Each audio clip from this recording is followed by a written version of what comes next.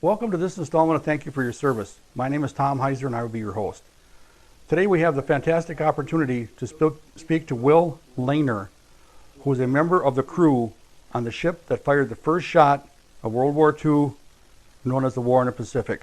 Will, thank you for your service. You're quite welcome. Thank you. I'm glad to be here today. So am I. Okay, tell us a little bit about yourself, Will. Where were you born? Well,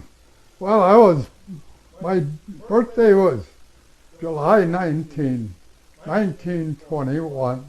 I was born in St. Paul, Minnesota. And I always wanted to go in the Navy when I was a kid.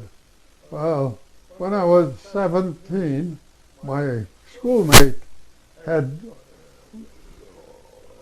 enlisted in the Naval Reserve in St. Paul, and he tried to get me in. And my dad says, no, we aren't going to do that. He says, then if a war comes, he said, then you will have to go. Well, I said, Dad, if I go, I says, I get $21 a month. And I says, times are tough now. This was in 1938, and the Depression was still on. And I says, if I can join and I get $21 a month, I can send you $10 a month.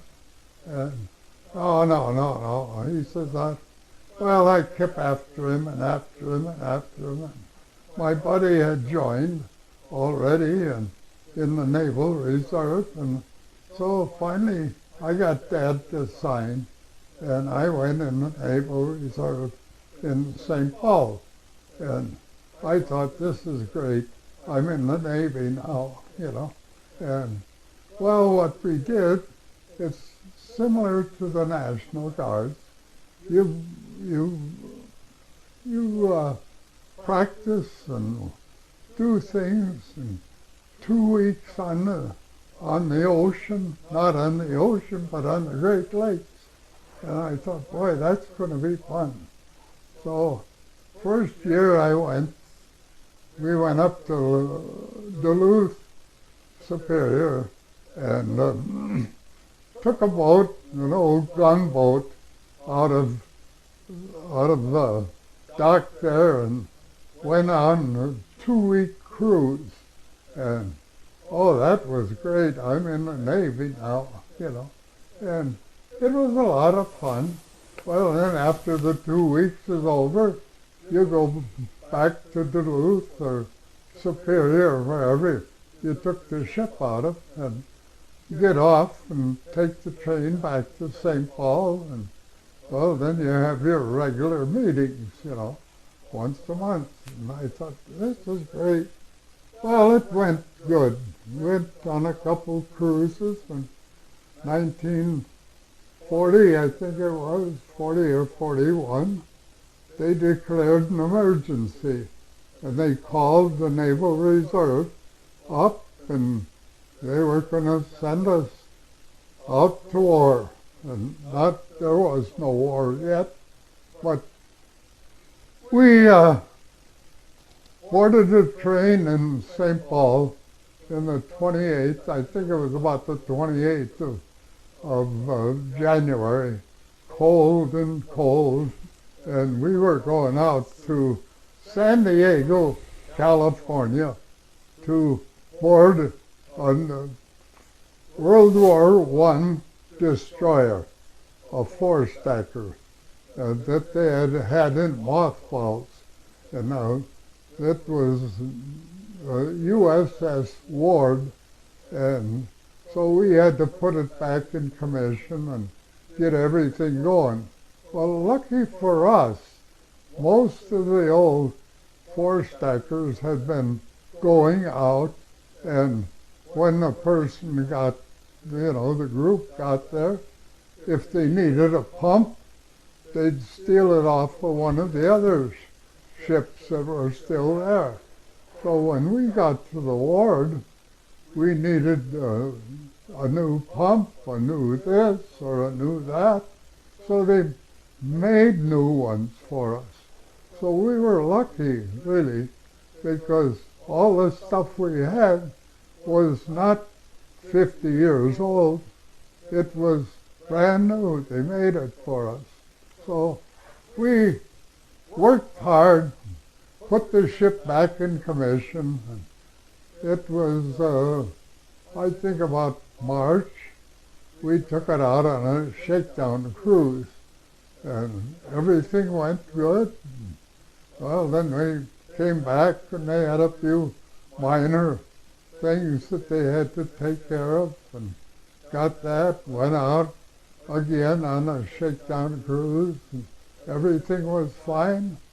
We came back in port in San Diego, and finally they sent us down to Mare Island, and the next thing you knew, we got orders to go to Hawaii, and anyone in the Navy at that time, this was 1941, but just the beginning of 1941.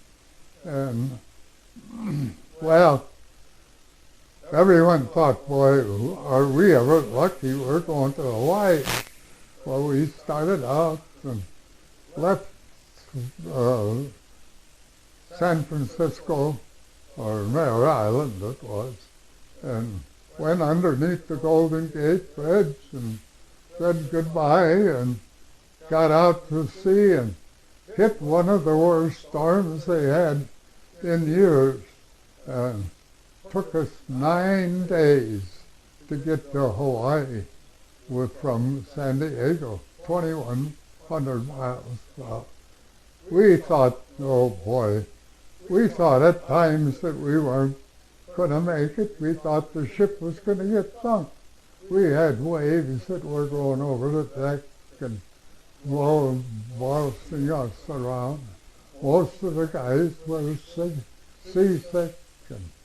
But lucky for me, I never got seasick. And I'd go up on deck and watch these guys when it wasn't too rough. And look at them, and they're all hanging on the side, heaving. And I said, boy, am I ever lucky. Never got seasick once. Well, it took us 9 days to get to Hawaii. When we got to Hawaii, we said, oh, what a beautiful place. And there were 4 World War I destroyers. That was our group. And what we would do, each ship would take 1 week of patrol duty. And our patrol duty was between Barber's Point, which was the far end, and to Honolulu. And we'd go back and forth, patrolling the entrance to Pearl Harbor. And at that time, there was no war on, but it was the beginning of 1941. So we did that. 1 day, next day, 5 knots, back and forth, which when we first started doing that, we thought, this is going to be a hell of a job. It's monotonous, nothing doing, and no action, and well, we went. So when we had a week off or 2 or 3 weeks off, we would go out and work with the fleet.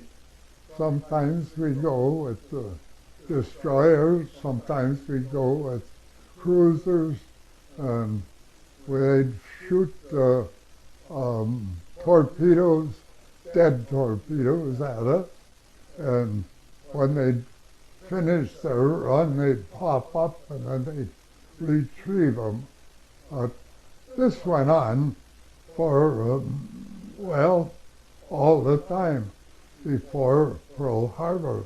And on the 5th of December, 1941, we got a new skipper. His name was W.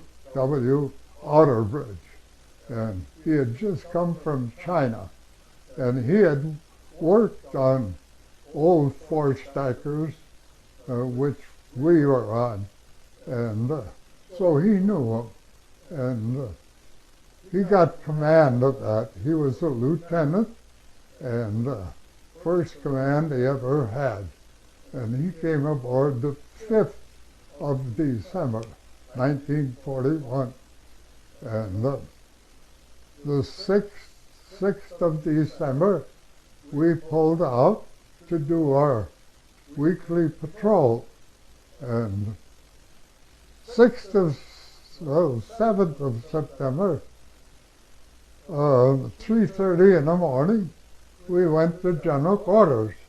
The skipper had called general quarters. Well, we thought, boy, this guy is going to be a tough one, because here he is, 2 days on the ship, and he's drilling us, wants to see what we can do, what we can't do. And everything went well, and about 5:30 or so, we secured from general quarters, and I was in my bunk, and so I just went back to sleep. Well, at 6 or 6:30, general quarters again. And we thought, God, what, this guy's going to drill us to death. And, well, then we found out that there was a ship waiting to get in that had just come back from Palmyra, which was towing a barge, and that was waiting for the nets to open so they could go in. But everyone had to have an escort take them in. So we were just waiting, and one of the lookouts from the other ship said that they thought they saw a periscope above the water. And so the skipper says to our lookouts, keep a lookout for a periscope. So our lookouts were looking, and pretty soon one of our lookouts said, yeah, I think it's a periscope, but I don't know, maybe it isn't, but it seems like it's moving.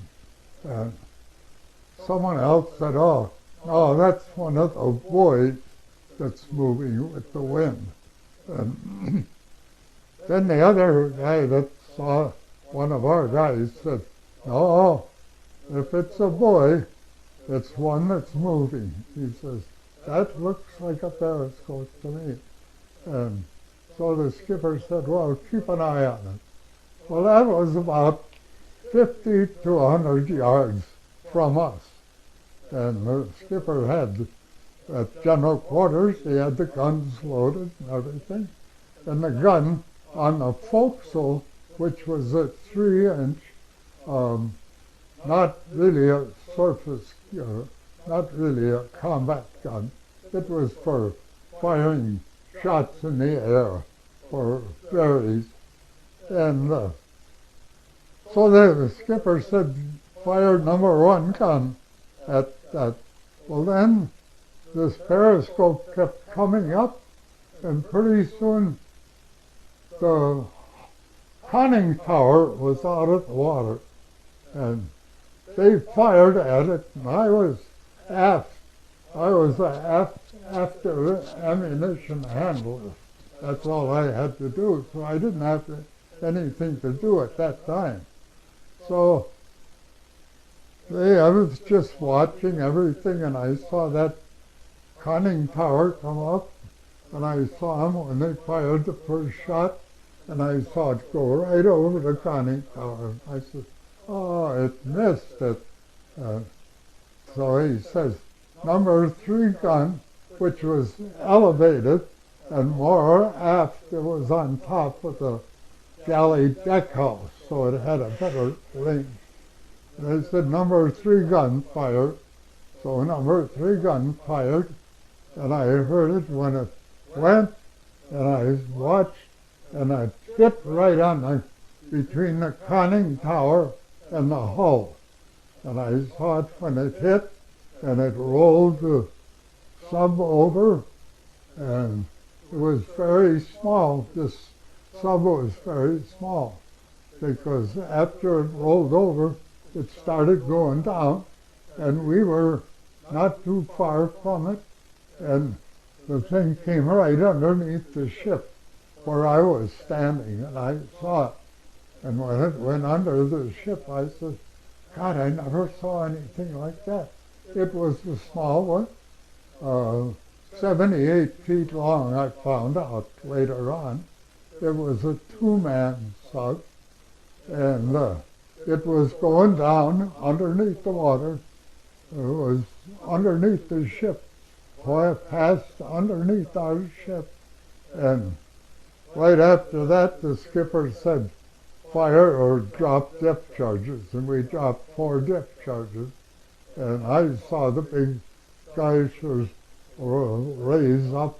They had set them at 50 or 100 feet. I'm not sure what they set them at. But the water came up, and some of the guys on the ship said, oh, I saw the sub come up. And they asked me, did you see it? And I said, no. All I saw is the water come up. And, well, the skipper radioed in to head to the shore headquarters, and he said, we have fired upon unidentified object, sunk it, and so just to let you know, and fired upon, and we did our duty by reporting it in. Well, we found out later that someone didn't relay it any further, so they had no.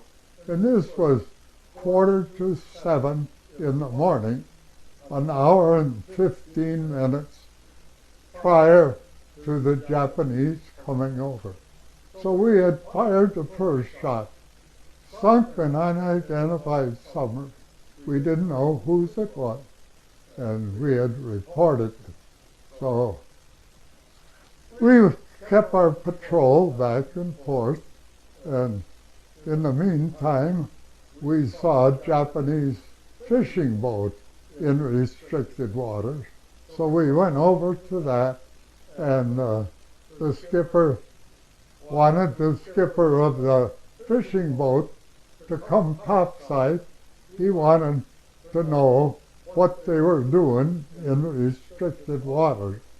So in the meantime, he had called the Coast Guard in Honolulu, and they were going to send a boat out and escort this fishing boat back into Honolulu to find out what it was doing in the restricted waters. Well, this all took place. We had a lot of subcontacts that we could have been fish, we don't know. But we were dropping depth charges. Then, about 5 minutes to 8 in the morning, we saw all this commotion over in Pearl. We were probably a mile or 2 from where the ships were lined up, and saw these planes diving down. Well, the Air Force had done that prior to us being out there. We'd seen them practicing before, but we saw big explosions and all that. We didn't know what was going on. But we were on our patrol, and about that time, 2 twin-engine bombers came over us, one on each side of the ship, and they came so low that you could see the pilots in it, and they were smiling and waved to us, and saw the red ball on the fuselage of the plane, so we knew it was Japanese. And they dropped a bomb on each side of the ship, and it was so close but they missed the ship, and it lifted the back end of the ship out of the water, and we just kept on it. And those guys didn't bother us again. They dropped a bomb on each side of us and then took off, waved to us as they did. And so that was the beginning of World War II. So, but it was something for young kids like I was 20 years old. I had joined when I was 17. One of those things that indoctrinated me into the war, I guess. Any other things? Okay, so the USS Ward, you said it was a four-stacker. Does that mean it was a destroyer? Yeah, it was a World War I destroyer. And they called them four-stackers because of the four stack. Had two boilers in each boiler room. And later on, excuse me, later on, as we went back to Pearl, or stayed at Pearl, and did escorting back and forth to the ships coming in, because by then, at 8 o'clock, they had more or less declared war. All these planes came over, and battleships were sunk, and we didn't see that until we went in about 1 o'clock. We ran out of depth charges, and so we had to go in and get some more. So we went into the fuel depot and got more ammunition, but we didn't get in where the battleships were. We didn't get in that far, but we saw the fires on the water, ships that were burning. So we saw just part of it, and we didn't go in until, this was Sunday, we didn't go in until Tuesday for some reason, and then we saw all the destruction. But we were lucky we got out of it. So when you first got to the ward, the reason you got activated was you said there was some emergency, or... Yeah, they had called it national emergency, and that's what they activated the 47th Division of Naval Reserve. And the same with, well, I think the National Guards had been in Stevens Point and here, they had been activated. I think usually most of them had gone in the summertime. We went in January. So the government knew something was happening. Yeah, well, they were getting the stuff going. The troops were going. I know the guys from here, the National Guards from here, went down to Louisiana, I think, and they went in the summertime, and we went in January 28th, I think it was. And we thought, boy, this is good. Minnesota is cold. I think it was 20 or 30 below when we left that night and took the old Sioux line from St. Paul to San Diego. And we got to San Diego 3 or 4 days later and opened the windows and going slow with and the guys would reach out and grab an orange. We thought, boy, this is great. Just a southern vacation.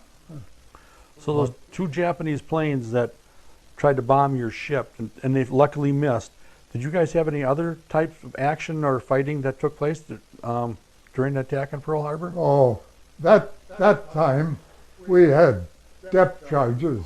We sunk Japanese subs we had that two-man sub to our credit, and then we had a larger one in January, I think it was, that we got a bigger one.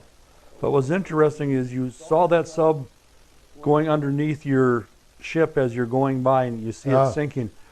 But it took almost 60 years to get credit for that. Yeah, it was quite an experience to see it. And I thought, I wonder if that's one of ours, because I had never seen one like that. You know, they tell me, or they told me later, it was 78 feet long, 5 foot in diameter, with two people in it. And the front part was 2 torpedoes in it, and the back part was all the batteries that ran it. Oh.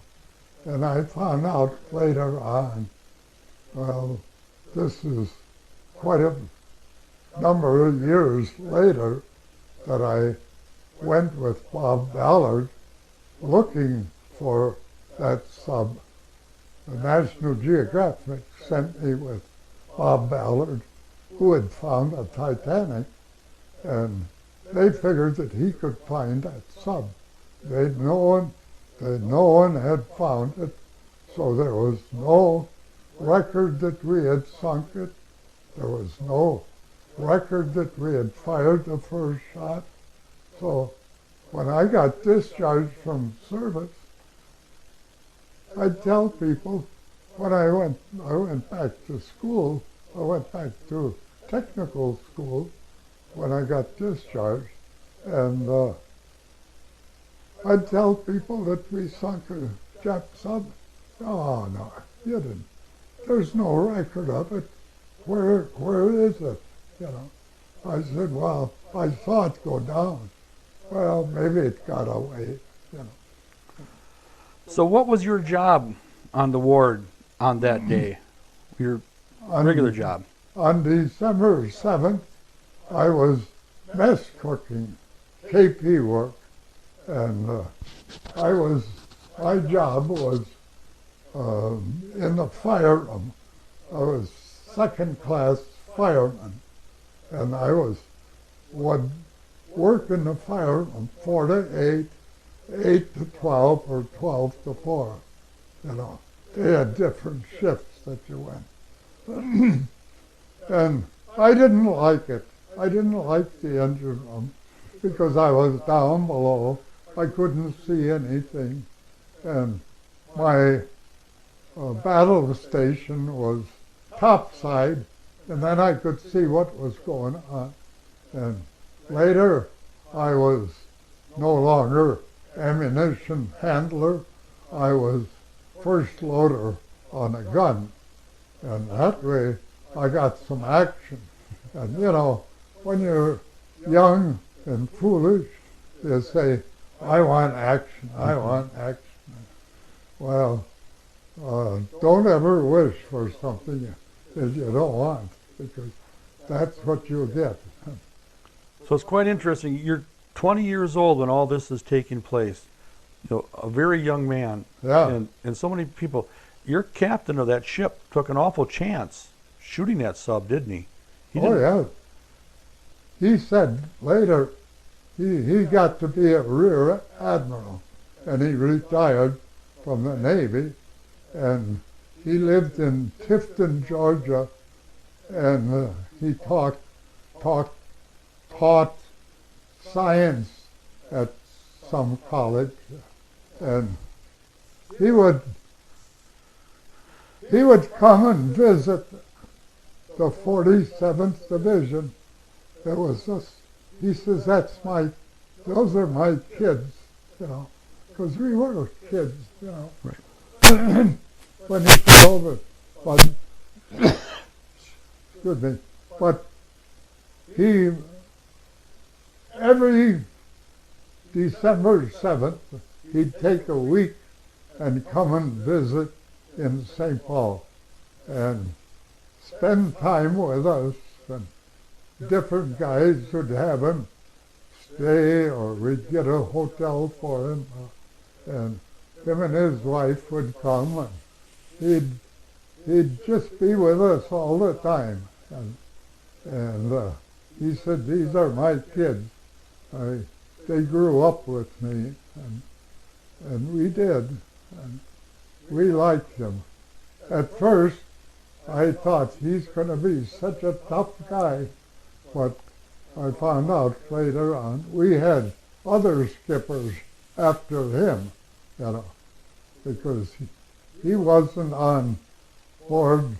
Oh, he was on board maybe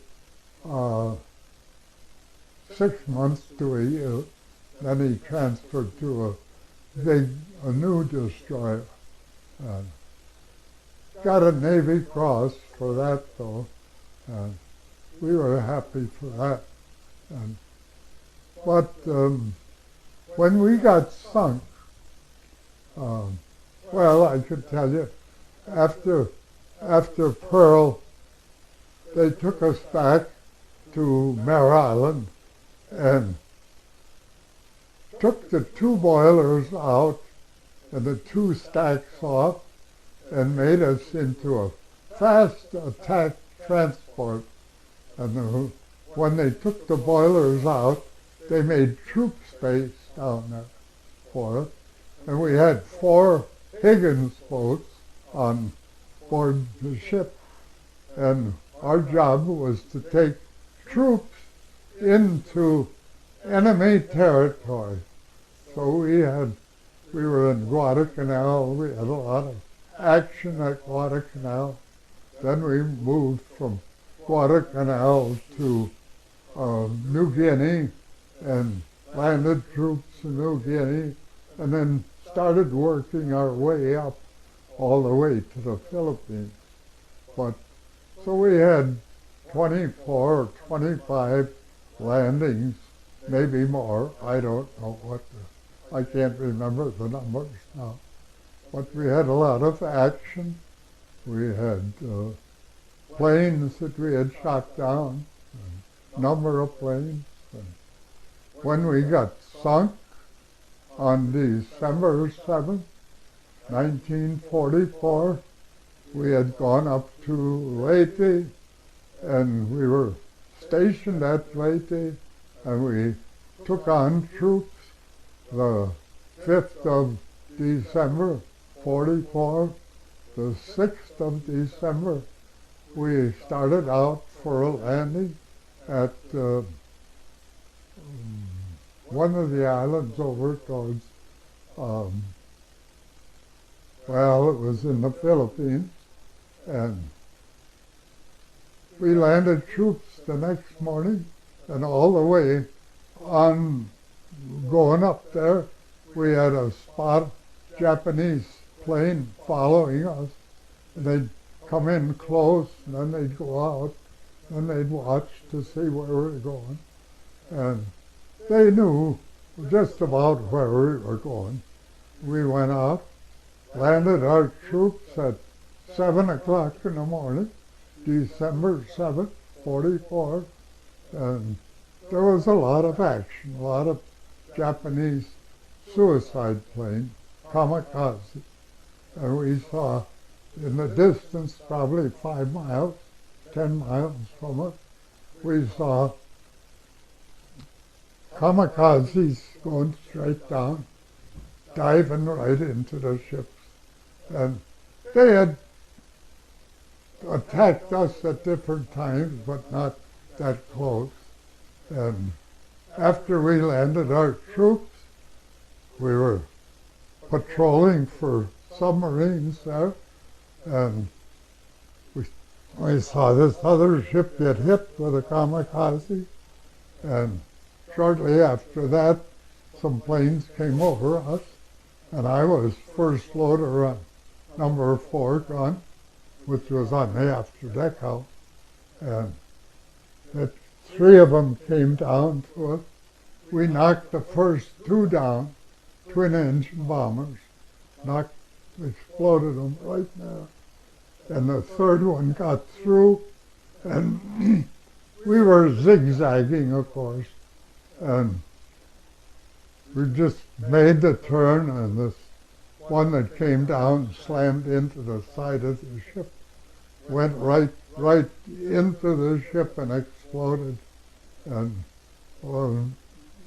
forward part of the ship, just forward of the troop space, and exploded in gasoline. And we had one fellow that was standing right above it when we got hit. And I saw him when I abandoned ship and went to another ship. They brought him aboard in a stretcher wrapped in a sheet, and he was burned from head to foot.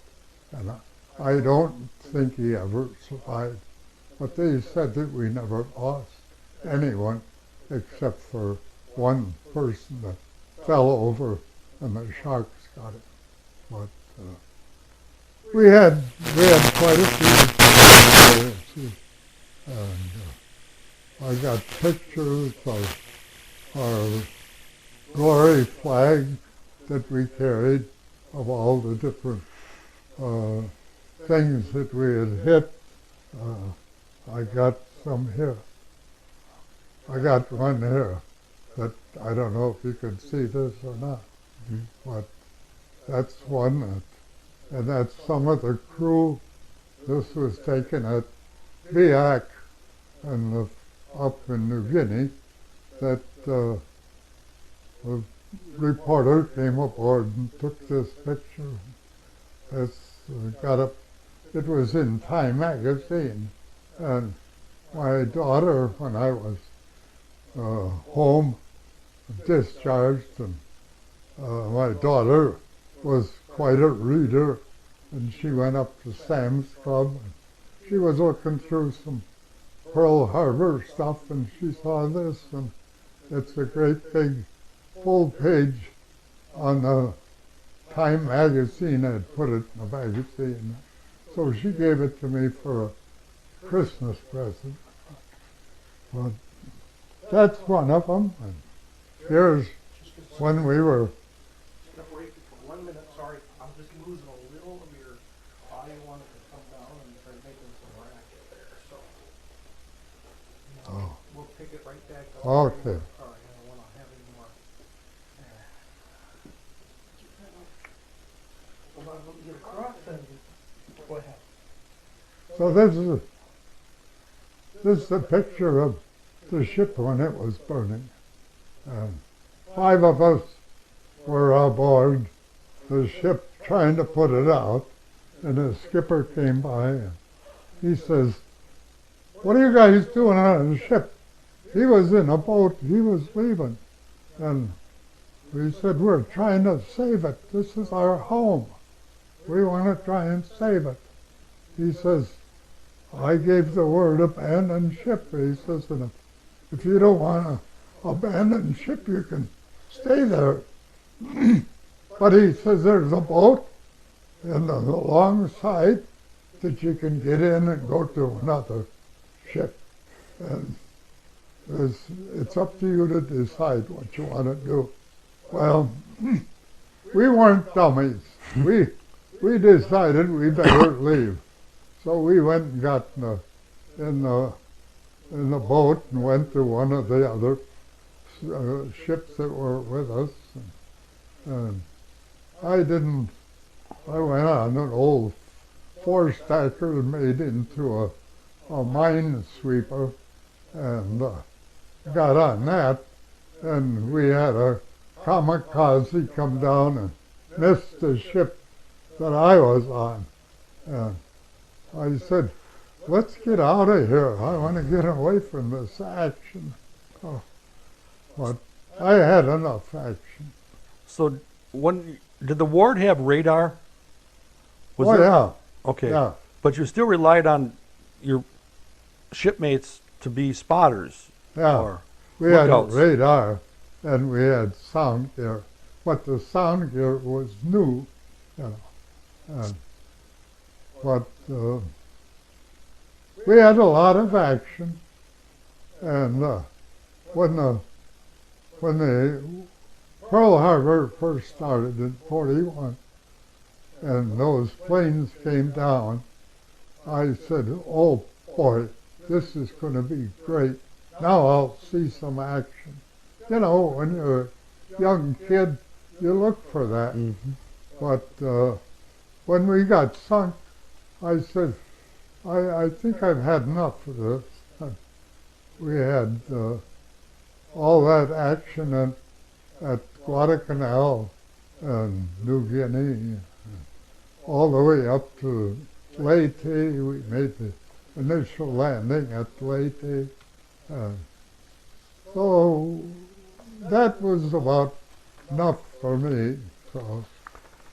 So what would, you said you were on the ward, what, 3 years, 4 years? Yeah, well, I was on from 41 to 45, 44. And Got then you, sunk in 44. and then you went to another ship. No, I went back to California. I went to the Naval Hospital, and I spent 5.5 months in the Naval Hospital with combat fatigue, what they called combat fatigue at that time. But they kept me 5.5 months, and I was acting chief then, and they said, we don't need you anymore. We can't cure you. It's like that PSTD, you know. And so they discharged me at 50% disability. Well, after I got back home, I went to work. I was a cook and in charge of the galley aboard the ward when we got sunk. And I thought I liked cooking, so I always liked cooking. So I took a job on the railroad. I was second cook on the Empire Builder from St. Paul to Seattle. But I was single, and I'd leave on Tuesday morning. I'd go out to the West Coast, and then sometimes turn around and come right back, or sometimes we'd stay overnight and catch the next train going back. And I was going with my girlfriend, who I went to junior high school together, and we had been going since I got home from the service. And she didn't like that I was gone, because I'd go out on Tuesday morning, wouldn't get back until Friday or Saturday, sometimes Sunday, Monday, and then Tuesday go out again. She didn't like that. She said, you got to get a different job. Well, I did. I quit that. Then I went selling like a walk-in man, selling door to door, and I didn't make enough money. So, of course, $100 a week was good at that time, 45. I thought, well, I better go to school. So I went to trade school in Minneapolis, Dunwoody, and graduated from that. I took up printing, and I was a printer the rest of my life. So I worked for the Worth Company in Stevens Point. I worked for Spectre Print for a few years. Then I went to Worth Company, and I was in charge of the printing department.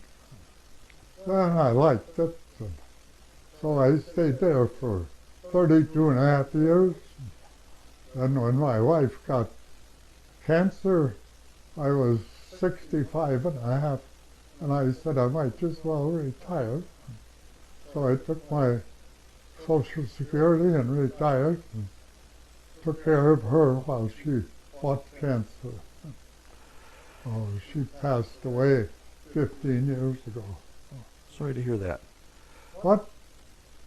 You mentioned earlier the gun that fired that shot is still around. Yep, it's still around. They were going to put it in the Smithsonian Institute, but it never got there. They took it off in Mare Island. I think it was Mare. No, it was in Seattle. They took it off in Seattle when they made us into a fast transport, APD 16. And they sent it out to the East Coast. They were going to put it in Smithsonian, but it got waylaid some way. It didn't get in there. And so when we got back, we organized the division, organized the First Shot Naval Vets. That was our group. And we started looking for that. Someone mentioned, wouldn't it be nice if we had that gun here? You know. And we started talking to congressmen and governor and everyone.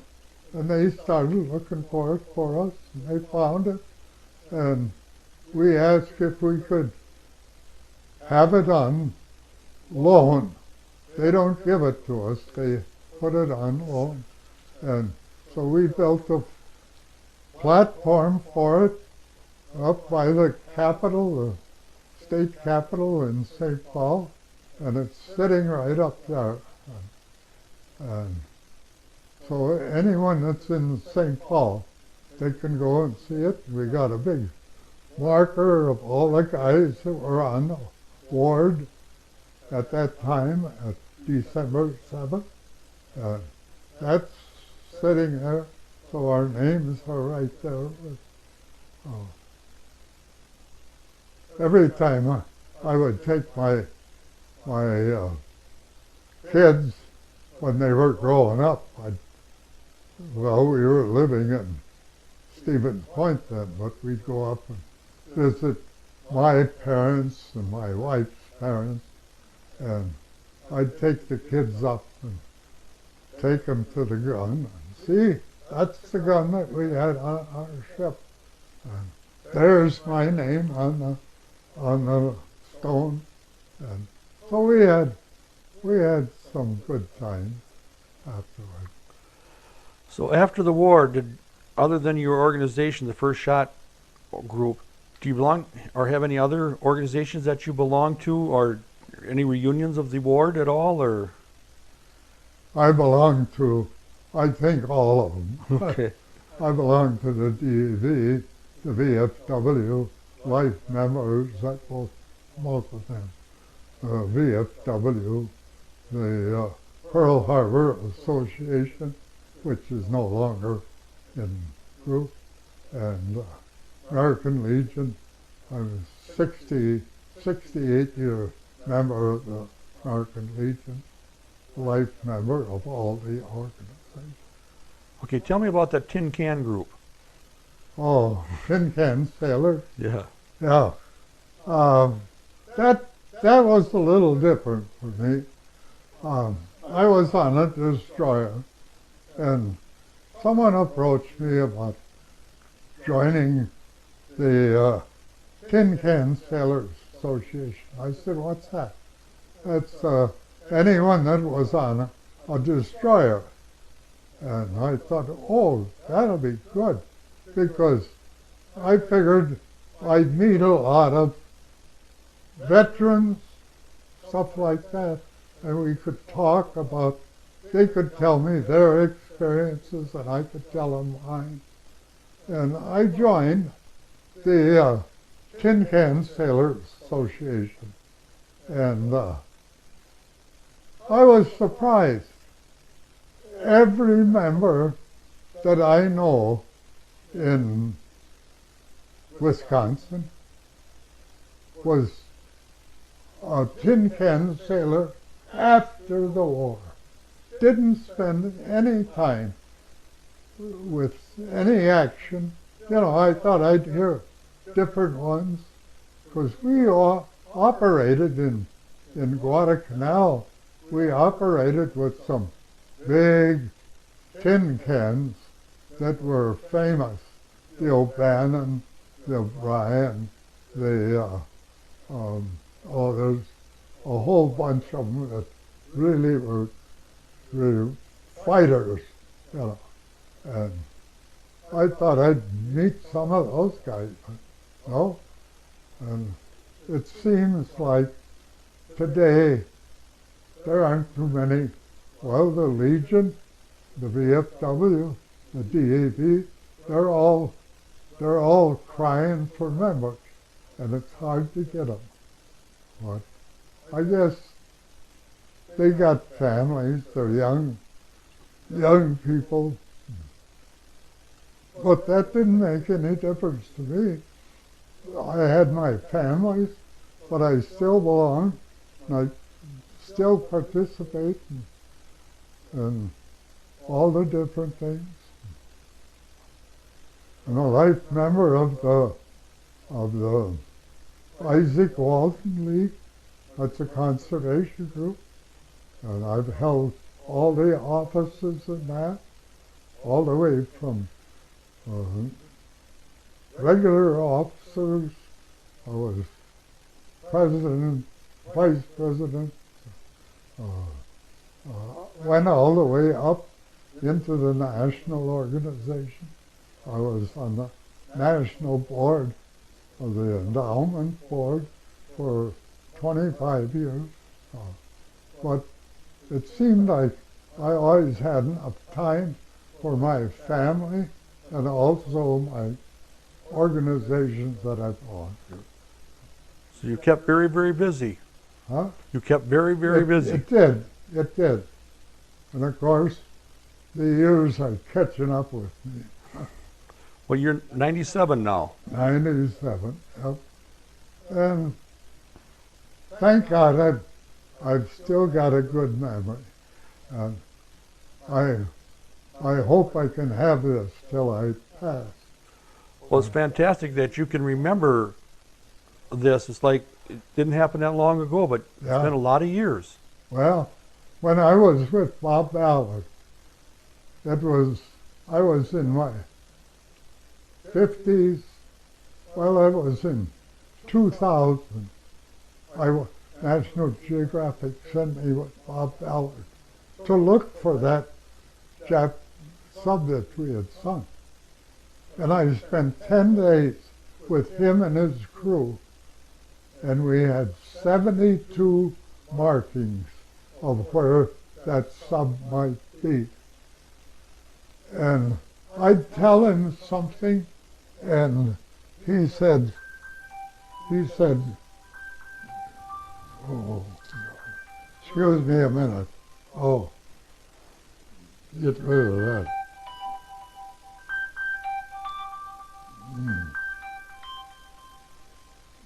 There, no, it won't bother. And I'd tell him something, and he said, "You were just a kid then. You can't remember that." And I said, "Yes, I can." I said, "Bob, whenever I come to Hawaii," and I've been there 12 times or maybe more, every time I'd come in, I'd look at that spot, I'd look at this spot, I'd say, right over there is where we sunk that sub. And he says, "You can't remember that." And he wouldn't listen to me. And I said, "We got to get in closer to the entrance, closer to shore." No. He says, "I got all the marks." So we never found it. And I was thankful that we didn't find it then, because I wouldn't have had the privilege that I had when we finally found it. But I knew a friend of mine, Terry Kirby, who found the thing. And I had told him about where I thought it might be. This is about, and they had 2 Bell diving outfit that held 3 people. And whenever he'd go out for a job to do, he'd test his, and they'd test the other one too. So, yeah. So, anyway, anyway, I told him about it, Terry Kirby, and I said, if you ever get a chance, when you go out and test yours, and you get a little time, this is about where we hit it. He looked for it for 20 years. Every time he'd have a chance, he'd take a drive. It wasn't his job to do it because he was testing his bell, how everything was working, but then he'd always find a little time. And he found it after 20 years. And he called me from Hawaii, called me in my home in Stevens Point. And he said, Will, I think I found that sub. How would you like to come over and go down with me 1,200 feet in that diving bell? He says, would you be able to do that? And I said, when? And so he says, make arrangements for it. They'll pay your way over here. And then they called me and he says, we got it all set. They were going to film it, the whole thing. And he says, we got it set. So I went and I spent 10 days with Terry, and we went down that first time, and it was hard for me to get in that, you know. That was in 2002, 2002. So, and I had such a time, and I had my camera with me, and I said, both of these submersibles went down together, so in case one gets in trouble, the other help them out. And they both had good lights, and Terry says, you just take your camera, put it right up on the porthole, and you can snap your pictures. So I did that, and I got pictures. I got a picture here of one that I took of the sub with the 2 torpedoes still in it. And so anyway, I got all those pictures, and then when I used to talk to the school kids, I had an album that I'd put out on the table, and I'd say, this is the torpedoes in it, and this is the so-and-so, and this is up. And I talked to school kids all over the state of Wisconsin, as far as Duluth and Superior. And never charged them, but they usually gave me a hotel room. You know, so I had a lot of time. And you know, by doing that and talking to the kids, I got rid of that PSTD. And that's the only way to do it. And then I went and talked to the kids at Toma, the veterans at Toma, and they gave me a plaque. And I says, what's that for? I says, for trying to help these guys. And I said, it helped me. Maybe it won't help them, but that's the way I got rid of my pressure that I had, talking to the kids. It's so interesting. You talk about that sub with the 2 torpedoes still on it. Yeah, Those 2 Japanese sailors are still in there, aren't they? yep. The 2 of them are dead. And Terry told me, Terry Kirby that found it, but he said, you know, a shell has to go so far by rifling, and that shell didn't go that far. So when it hit and punched a hole in it and didn't explode. Because when they inspected it after we found it, they saw no ripples, which would have, our gun would have exploded when it hit the sub. And he says all it did was hit it, made a hole in it, it didn't explode. I saw pictures on the internet of the ship, and those pictures that you're talking about, it is just a hole. Yeah. It's not And I got devastating. pictures of the hole there. And when we saw the hole, I said, yep, that's the one. I said, that's just where we hit it. And he said, oh, that's great. Then they had a big spread on the newspaper that we had found, or we had found it. And then it came out. And all these times that they said they never sunk it, they never sunk it. But now we got proof. Then I could tell the guys that I had told before, and they said, oh, there's no proof. They didn't find it. I said, now they did. So, Will, thank you very much for sitting down with us today, and thank you very much for watching.